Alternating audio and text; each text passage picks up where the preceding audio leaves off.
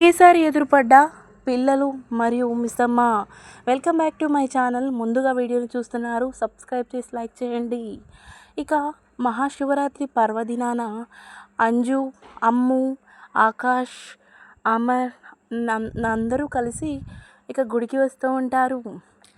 మరోవైపు మాత్రం ఇక మిస్సమ్మ మరియు కరుణ ఇద్దరు కలిసి అదే గుడికి వస్తూ ఉంటారు.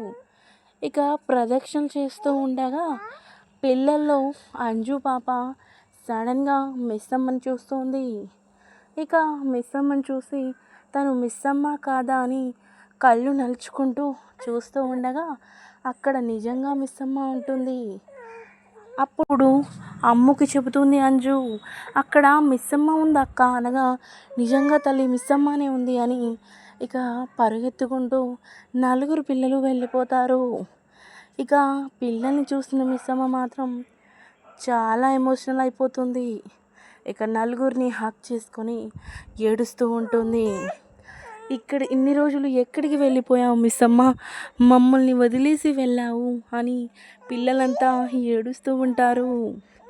ఇక ఇక మరోవైపు బాగి అండ్ కరుణ అక్కడ ఉండడం అమర్ చూస్తాడా లేదా అని ఇంకా మనకి తెలీదు. ఇక గుడి చుట్టూ అమర్ ప్రదక్షిణలు చేస్తూ ఉంటాడు. ఇక పిల్లలు ఎక్కడికి వెళ్ళారని రాథోడ్ అటు ఇటు చూస్తూ ఉండగా అమర్ పిల్లల వైపు చూడబోతుంటాడు. అసలు ఇక బాగిని చూసాడా లేదా అనేది మనం మరొక రివ్యూలో తెలుసుకుందాం. అంతవరకు మన ఛానల్ని సబ్స్క్రైబ్ చేసుకోండి. ఇలాంటి వీడియోల కోసం మన ఛానల్ని ఫాలో అవ్వండి.